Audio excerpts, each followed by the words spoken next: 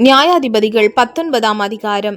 இஸ்ரவேலில் ராஜா இல்லாத அந்நாட்களிலே எப்ராஹிம் மலைகள் அருகே பரதேசியாய் தங்கின ஒரு லேவியன் இருந்தான். அவன் யூதாவில் உள்ள பெத்லகேம் ஊரால் ஆகிய ஒரு ஸ்திரீயை தனக்கு மறுமனையாட்டி ஆக்கி கொண்டிருந்தான். அவள் அவனுக்கு துரோகமாய் விபச்சாரம் பண்ணி அவனை விட்டு யூதா தேசத்து பெத்லகேம் ஊரில் இருக்கிற தன் தகப்பன் வீட்டுக்கு போய் அங்கே 4 மாதம் வரைக்கும் இருந்தாள். அவள் புருஷன் அவளோடே நலவு சொல்லவும் அவளை திரும்ப அழைத்து வரவும் 2 கழுதைகளை ஆயத்தப்படுத்தி தன் வேலைக்காரனை கூட்டிக் கொண்டு அவளிடத்துக்கு போனான். அப்பொழுது அவள் அவனை தன் தகப்பன் வீட்டுக்கு அழைத்து கொண்டு போனாள். ஸ்திரீயின் தகப்பன் அவனை கண்டபோது சந்தோஷமாய் ஏற்றுக்கொண்டு, ஸ்திரீயின் தகப்பனாகிய அவனுடைய மாமன் அவனை இருத்தி கொண்டதினால் 3 நாள் அவனோடு இருந்தான். அவர்கள் அங்கே புசித்து குடித்து தங்கினார்கள். 4ஆம் நாள் காலமே அவர்கள் எழுந்திருந்த போது அவன் பிரயாண படுக்கையில் ஸ்திரீயின் தகப்பன் தன் மருமகனை நோக்கி, கொஞ்சம் அப்பம் புசித்து உன் மனதை தேற்றிக்கொள், பிற்பாடு நீங்கள் போகலாம் என்றான். அவர்கள் உட்கார்ந்து இருவரும் கூட புசித்து குடித்தார்கள். ஸ்திரீயின் தகப்பன் அந்த மனுஷனை பார்த்து, நீ தயவு செய்து உன் இருதயம் மகிழ்ச்சியடைய ராத்திரிக்கும் இரு என்றான். அப்படியே போகிறதற்கு அந்த மனுஷன் எழுந்தபோது அவனுடைய மாமன் அவனை வருந்தி கொண்டதினால் அவன் அன்று ராத்திரியும் அங்கே இருந்தான். 5ஆம் நாளிலே அவன் போகிறதற்கு அதிகாலமே எழுந்திருந்த போது ஸ்திரீயின் தகப்பன், இருந்து உன் இருதயத்தை தேற்றிக்கொள் என்றான். அப்படியே அந்தி நேரம் மட்டும் தாமதித்திருந்து இருவரும் போஜனம் பண்ணினார்கள்.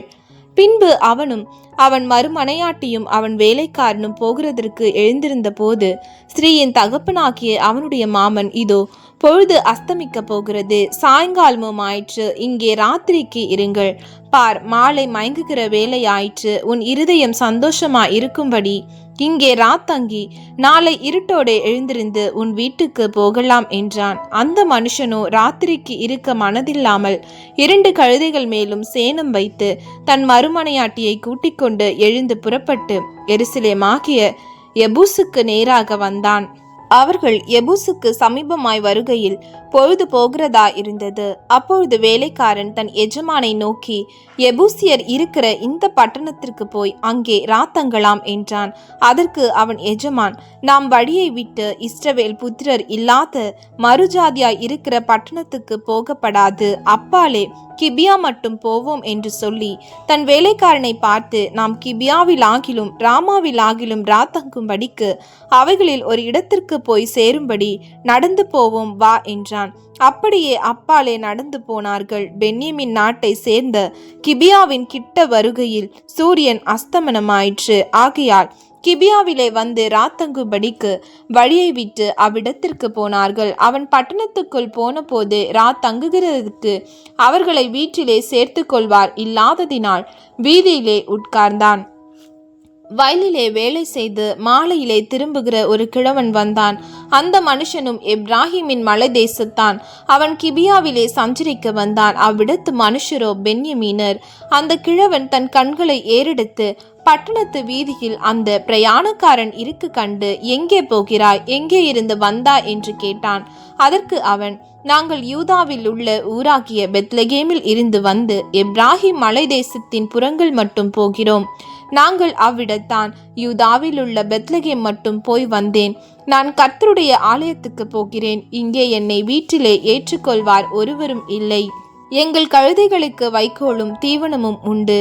எனக்கும் உமது அடியாளுக்கும் உமது அடியானோடு இருக்கிற வேலைக்காரனுக்கும் அப்பமும் திராட்சரசமும் உண்டு, ஒன்றிலும் குறைவில்லை என்றான். அப்பொழுது அந்த கிழவன், உனக்கு சமாதானம், உன் குறைவுகள் எல்லாம் என்மேல் இருக்கட்டும், வீதியிலே மாத்திரம் ராத்தங்க வேண்டாம் என்று சொல்லி அவனை தன் வீட்டுக்குள் அழைத்து கொண்டு போய் கழுதைகளுக்கு தீவனம் போட்டான். அவர்கள் தங்கள் கால்களை கழுவிக்கொண்டு புசித்து குடித்தார்கள்.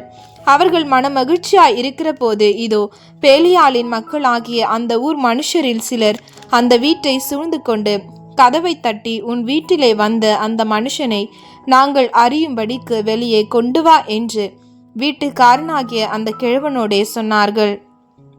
அப்பொழுது வீட்டுக்காரனாகிய அந்த மனுஷன் வெளியே அவர்களிடத்தில் போய், இப்படி செய்ய வேண்டாம் என் சகோதரரே, இப்படிப்பட்ட பொல்லாப்பை செய்ய வேண்டாம். அந்த மனுஷன் என் வீட்டிற்குள் வந்திருக்கையில் இப்படி கொத்த மதிக்கேட்டை செய்யீர்களாக.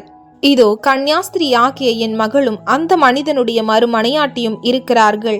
அவர்களை உங்களிடத்தில் வெளியே கொண்டு வருகிறேன். அவர்களை அவமானப்படுத்தி உங்கள் பார்வைக்கு சரிபோன பிரகாரம் அவர்களுக்கு செய்யுங்கள். ஆனாலும் இந்த மனுஷனுக்கு அப்படிப்பட்ட மதிக்கேடான காரியத்தை செய்ய வேண்டாம் என்றான். அந்த மனுஷர் அவன் சொல்லை கேட்கவில்லை. அப்பொழுது அந்த மனுஷன் தன் மறுமனையாட்டியை பிடித்து அவர்களிடத்தில் வெளியே கொண்டு வந்து விட்டான். அவர்கள் அவளை அறிந்து கொண்டு முழுதும் விடியற்காலம் மட்டும் அவளை லட்சியாய் நடத்தி கிழக்கு வெளுக்கும்போது அவளை போக விட்டார்கள். விடியற் காலத்திற்கு முன்னே அந்த ஸ்திரீ வந்து வெளிச்சமாகும் மட்டும் அங்கே தன் எஜமான் இருந்த வீட்டு வாசற்படியிலே விழுந்து கிடந்தாள். அவள் எஜமான் காலமே எழுந்திருந்து வீட்டின் கதவை திறந்து தன் வழியே போக புறப்படுகிற போது இதோ அவன் மறுமனையாட்டி ஆகிய ஸ்திரீ வீட்டு வாசலுக்கு முன்பாக தன் கைகளை வாசற்படியின் மேல் வைத்தவளாய் கிடந்தாள். எழுந்திரு போவோம் என்று அவன் அவளோடே சொன்னதற்கு பிரதியுத்திரம் பிறக்கவில்லை. அப்பொழுது அந்த மனுஷன் அவளை கழுதையின் மேல் போட்டுக்கொண்டு பிரயாணப்பட்டு தன் இடத்திற்கு போனான். அவன் தன் வீட்டுக்கு வந்தபோது ஒரு கத்தியை எடுத்து தன் மறுமனையாட்டியை பிடித்து அவளை அவளுடைய எலும்புகளோடு கூட 12 துண்டமாக்கி இஸ்ரவேலின் எல்லைகளுக்கெல்லாம் அனுப்பினான்.